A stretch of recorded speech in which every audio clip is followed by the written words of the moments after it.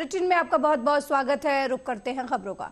देश भर में आज महाशिवरात्रि का पर्व धूमधाम से मनाया जा रहा है। उज्जैन में भगवान महाकाल के पट रात 2:30 बजे से खुले हैं। लोग गर्भगृह में दाखिल होकर महाकाल का जलाभिषेक कर रहे हैं।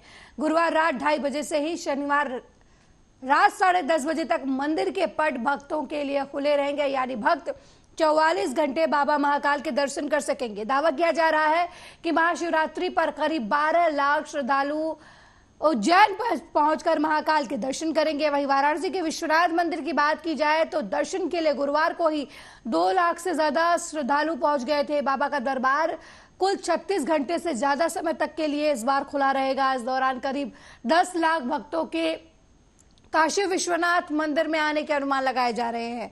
आपको बता दें कि भगवान शिव का विवाह काशी में धूमधाम से मनाया जा रहा है। बाबा विश्वनाथ की भव्य बारात इस दौरान निकाली जाएगी। भस्मी लपेटे शिव गण ताल बेताल नरमुंड लिए काली गदारी और साधु सन्यासी जादूगरों की टोली नृत्य करते हुए शिव बारात निकालेगी। वहीं अगर बात करें झारखंड की तो बाबा बैद्यनाथ धाम मंदिर में भी भोलेनाथ के दर्शन के लिए गुरुवार शाम से ही श्रद्धालुओं की भीड़ जुटनी शुरू हो गई है। आपको बता दें कि झारखंड से महाशिवरात्रि में लगातार भक्तों का आना जो है वो शुरू हो चुका है। कोई कावड़ लेकर आ रहा है तो कोई दूध और जल लेकर महादेव के जलाभिषेक के लिए आता नजर आ रहा है। आपको बता दें कि महाशिवरात्रि के दिन भगवान शिव दूल्हा बनते हैं। उनका श्रृंगार भव्य किया जाता है। चतुष्प्रहर पूजा की जाती है इस दौरान, इसलिए सुबह मंदिर का पट खुलने से लेकर बंद होने तक भक्त बाबा का जलाभिषेक कर सकेंगे। हिंदू पंचांग के अनुसार फाल्गुन माह के शुक्ल पक्ष की चतुर्दशी तिथि के दिन भगवान शिव को समर्पित महाशिवरात्रि का पर्व मनाया जाता है। महाशिवरात्रि पर्व के दिन भगवान शिव और माता पार्वती की विशेष उपासना की जाती है। धार्मिक मान्यताओं के अनुसार इसी दिन भगवान शिव माता पार्वती के साथ विवाह के पवित्र बंधन में बंधे थे। आपको बता दें कि भगवान शिव के विवाह के उपलक्ष्य में जो है इस दिन महाशिवरात्रि मनाई जाती है और भगवान शिव और माता पार्वती के विशेष पूजा अर्चना की जाती है। वही यही वजह है कि महाशिवरात्रि के दिन पूरे देश के शिवालयों में शिव भक्तों का तांता नजर आ रहा है। बात उज्जैन की करें तो इस बार उज्जैन में 12 लाख से ज्यादा श्रद्धालुओं के महाकाल के दर्शन करने की संभावना जताई जा रही है।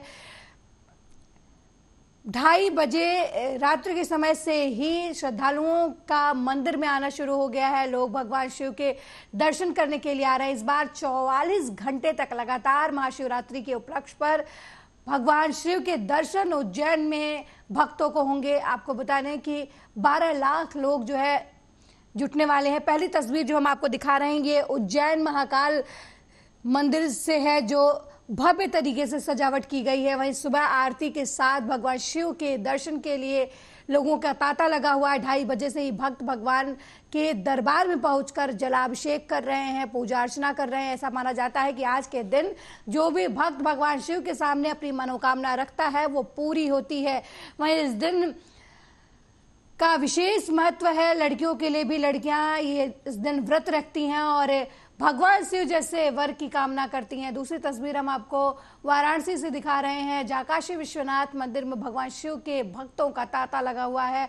हर कोई अपने अपने तरीके से भगवान शिव की पूजा करना चाहता है, उन्हें मनाना चाहता है और जीवन में सुख समृद्धि की कामना लिए लोग लंबी कतारों में खड़े हैं और अपनी बारी का इंतजार कर रहे हैं। तीसरी तस्वीर जो है वो है झारखंड की बाबा धाम की। ये तस्वीर है बाबा बैद्यनाथ की पूजा के लिए गुरुवार से ही लोगों का आना शुरू हो गया है। कोई कावड़ लेकर आ रहा है तो कोई जल लेकर भगवान शिव को अपने अपने तरीके से लोग पूज रहे हैं, अपने अपने तरीके से महाशिवरात्रि मना रहे हैं। वहीं सुरक्षा के पुख्ता इंतजामात हर शहर में किए गए हैं। पुलिस प्रशासन चौकन्ना है, हर गतिविधि पर नजर रखी जा रही है।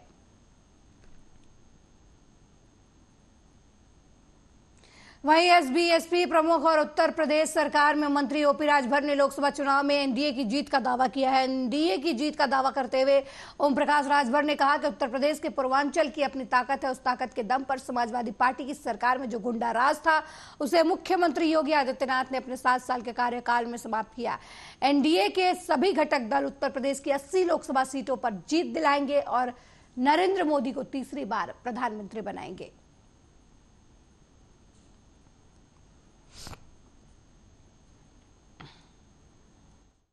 समाजवादी पार्टी की सरकार जब थी, गब्बर एक विलेन है, क्या आप विलेन की भूमिका में आएंगे? 28 विधानसभा उत्तर प्रदेश के पूर्वांचल की हैं और 28 विधानसभा में एक अपनी ताकत है। उस ताकत के दम पर जो समाजवादी पार्टी की सरकार में गुंडा राज था, उसको माननीय योगी आदित्यनाथ जी ने अपने 7 साल के कार्यकाल में उस गुंडा राज को समाप्त किया और 28 लोकसभा सीट में, पहले तो 6 लोकसभा सीट जो 19 के चुनाव में हार गए थे, उस 6 को जिताएंगे और उत्तर प्रदेश की 80 लोकसभा सीट माननीय योगी आदित्यनाथ जी से कंधे से कंधा मिला करके हम एनडीए के देश की कुर्सी। मंत्री अनुराग ठाकुर का बयान सामने आया है। पीएम के दौरे पर बोलते हुए अनुराग ठाकुर ने पंडित जवाहरलाल नेहरू पर भी हमला किया। इस दौरान अनुराग ठाकुर ने कहा कि पंडित जवाहरलाल नेहरू की गलतियों की वजह से 45,000 से अधिक लोगों की जानें चली गईं। लगभग 6 दशक तक भारत ने 370 के कारण कई जख्मों को सहा है। कुछ परिवारों का राजनीतिक लाभ और भ्रष्टाचार जम्मू कश्मीर में चलता रहा था। प्रधानमंत्री नरेंद्र मोदी ने कितना बड़ा सुधार किया, तभी तो इतना प्यार जम्मू और कश्मीर से उन्हें मिल रहा है।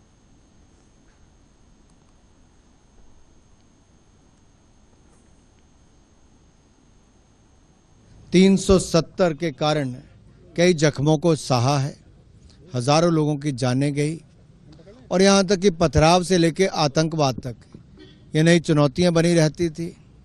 अलगाववाद को बढ़ावा मिलता था और कांग्रेस अपनी राजनीतिक रोटियां सेंकती थी। कुछ परिवारों का राजनीति का लाभ और भ्रष्टाचार, ये दोनों ही वहाँ पर चलते थे। लेकिन जब से धारा 370-35 गई, तब से पथराव की घटनाएं बंद हुई, आतंकवाद पर अंकुश लगा, यहाँ तक कि पर्यटन को पंख लगे और वहाँ पर उद्योग को नई ऊंचाई मिली। एक तरह से एक गलती जो नेहरू जी कर गए थे, उसने कितना पीछे हमारा जम्मू कश्मीर कर दिया था।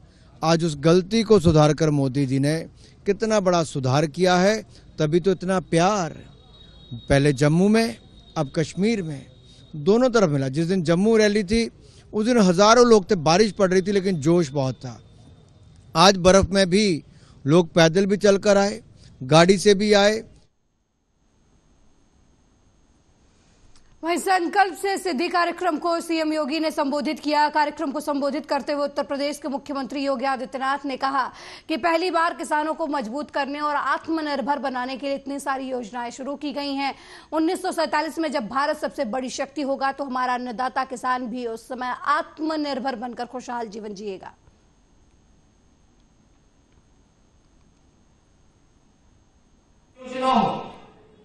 प्रधानमंत्री कृषि सिंचाई की योजना हो या प्रधानमंत्री के द्वारा देश के अंदर एमएसपी की लागत का 1.5 गुना दाम उपलब्ध कराने का कार्य, या प्रधानमंत्री किसान सम्मान निधि का लाभ, पहली बार इतनी स्कीम एक साथ पूरे देश के अंदर निकली। एक ही उद्देश्य है, अन्नदाता किसान आत्मनिर्भर बने, विकसित भारत के संकल्प को मूर्त रूप दे सके।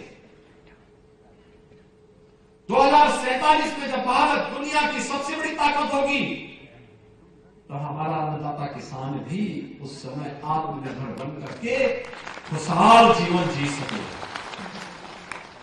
यह जब तक खुशहाल नहीं होगा, भारत खुशहाल नहीं हो सकता। और इसलिए इस अन्नदाता किसानों की खुशहाली के लिए प्रधानमंत्री जी ने इस कार्यक्रम को आगे बढ़ाया। और अकेले उत्तर प्रदेश ने पिछले 7 वर्ष में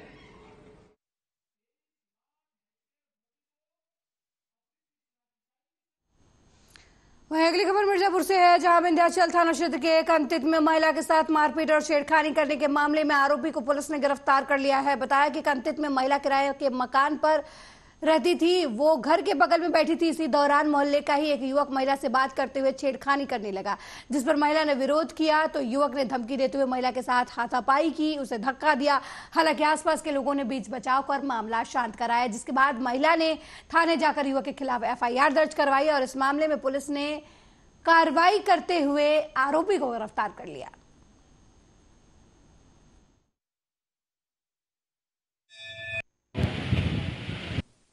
ये थाना क्षेत्र विंध्याचल में ये जो वीडियो है उसके संबंध में है। इसमें एक महिला अपने रह रही थी, ये जिस पे आरोप है, इस पे छेड़खानी एवं मारपीट के दोनों के आरोप हैं। तो इस अभियुक्त को महिला की तहरीर पे मुकदमा दर्ज कर लिया गया और अब उसको गिरफ्तार कर लिया गया। अक्रम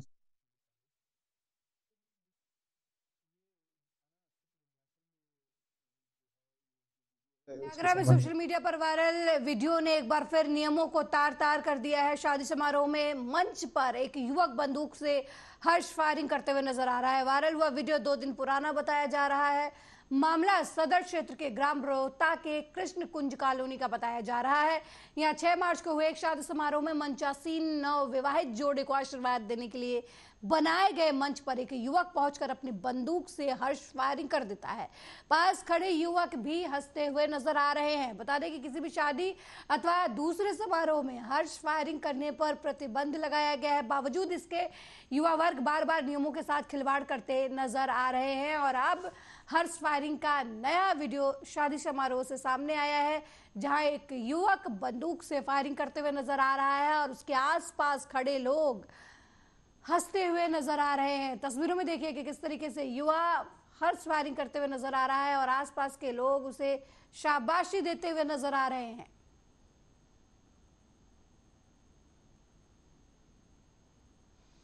वहीं हापुड़ निवासी अबरार खान ने जिनेवा स्विट्जरलैंड में मार्शल आर्ट चैंपियनशिप में भारत के लिए स्वर्ण पदक जीता है। बता दें कि 1 मार्च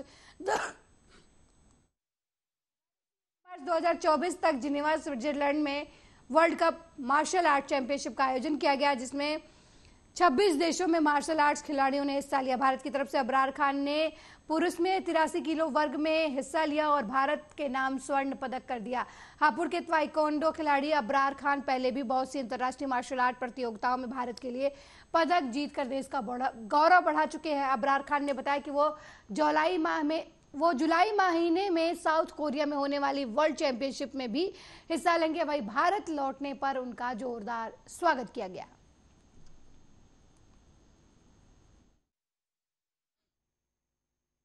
पार्टी नेतृत्व का आभार व्यक्त करता हूं कि उन्होंने मेरे ऊपर विश्वास व्यक्त करके मुझे जिम्मेवारी दी है और पार्टी की नीतियों पर चल करके काम करना है और 2024 में उन्हें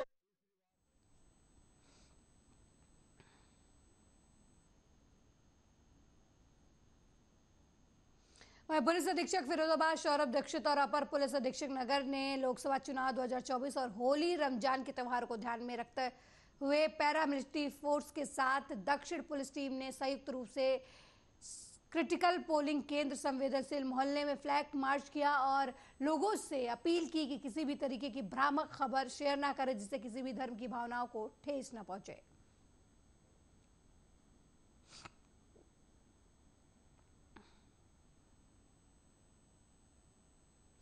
दो 2024 लोकसभा चुनाव की सरगर्मियां बढ़ चुकी है। भाजपा ने गोरखपुर संसदीय क्षेत्र और सभी जिलों से संसदीय क्षेत्र के प्रत्याशियों के नाम की घोषणा कर दी है।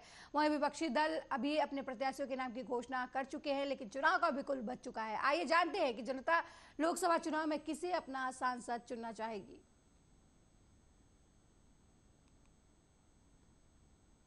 सरगर्मियाँ बढ़ चुकी है और हम लोग आज समय भ्रमण करते हुए आज हम लोग गोरखपुर के डोमिनगढ़ क्षेत्र में आए हैं।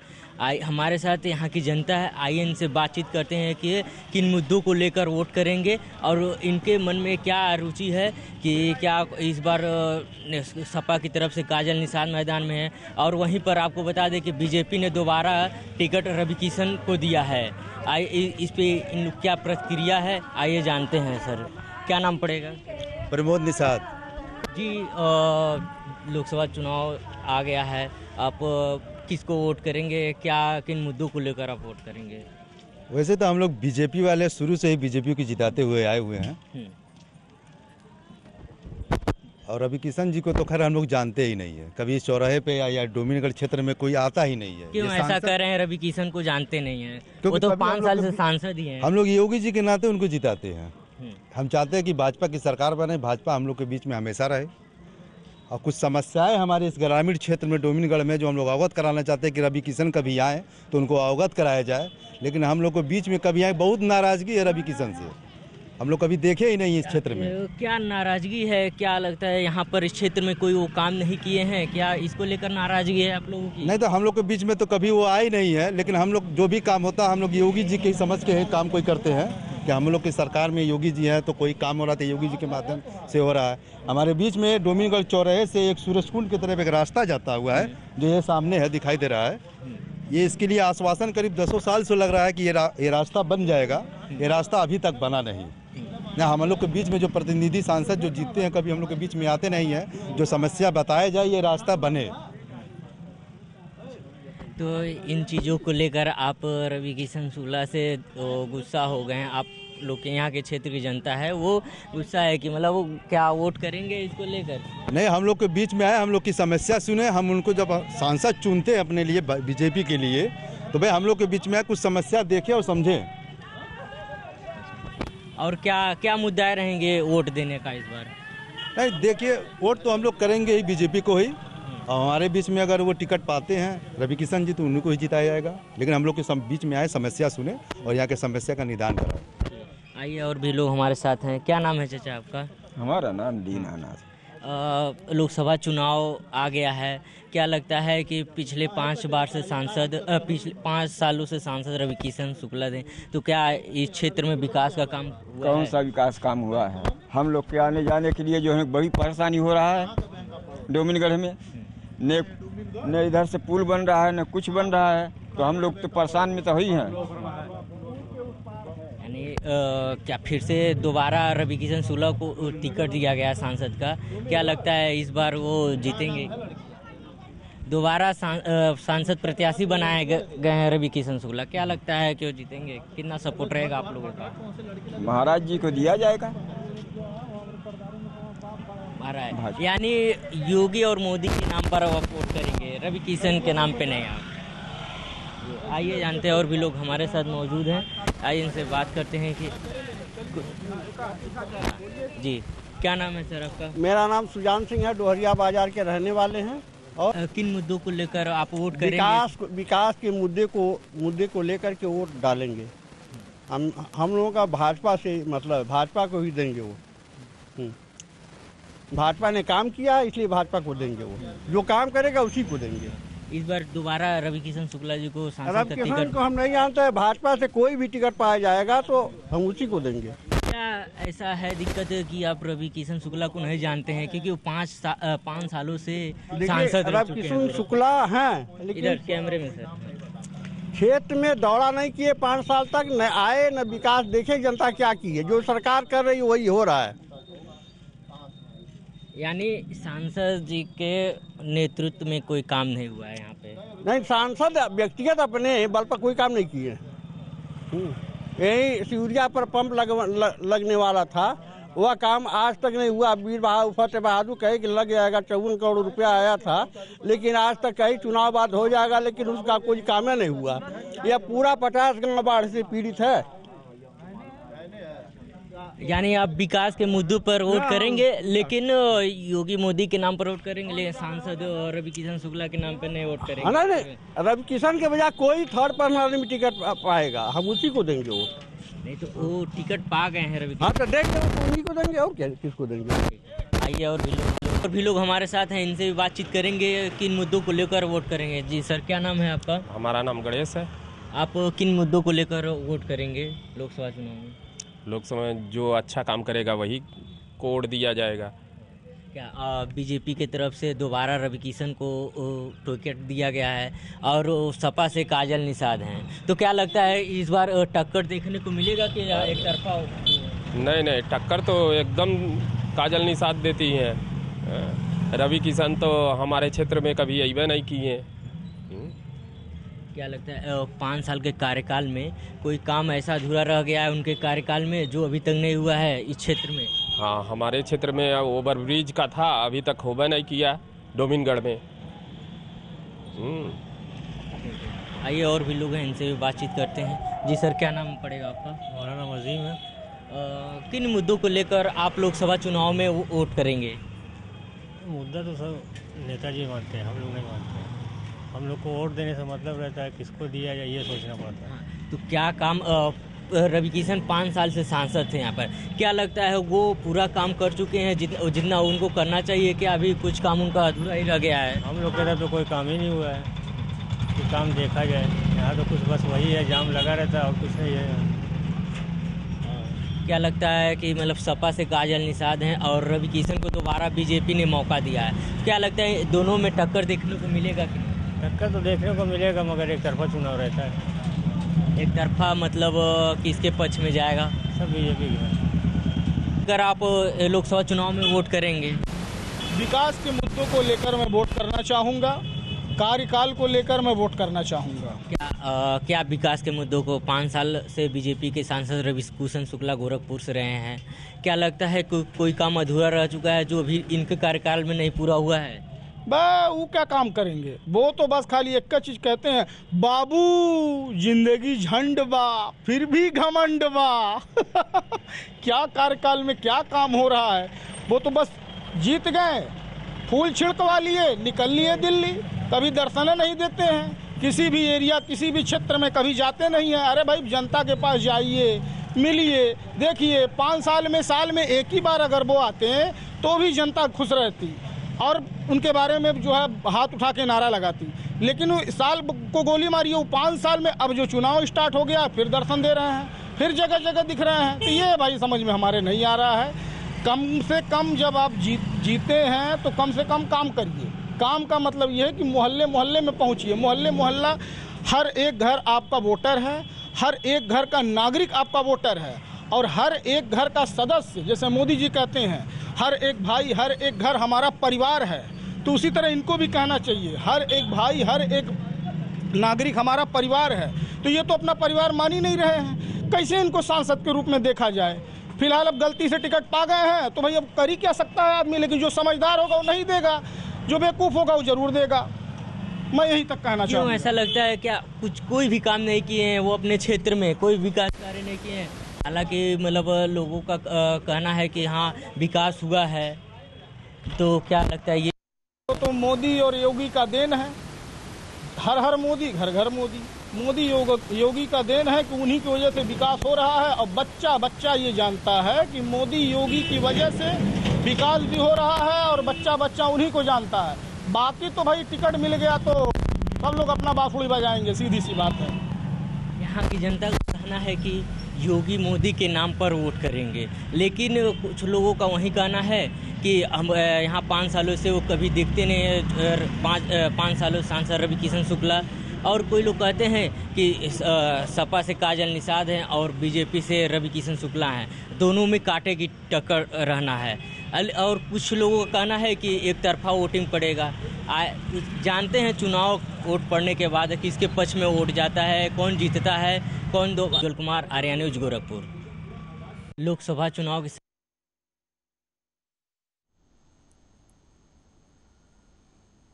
मेरे साथ इस बुलेटिन में फिलहाल इतना ही। देश दुनिया की तमाम खबरों को देखने के लिए देखते रहिए आर्या न्यूज। नमस्कार।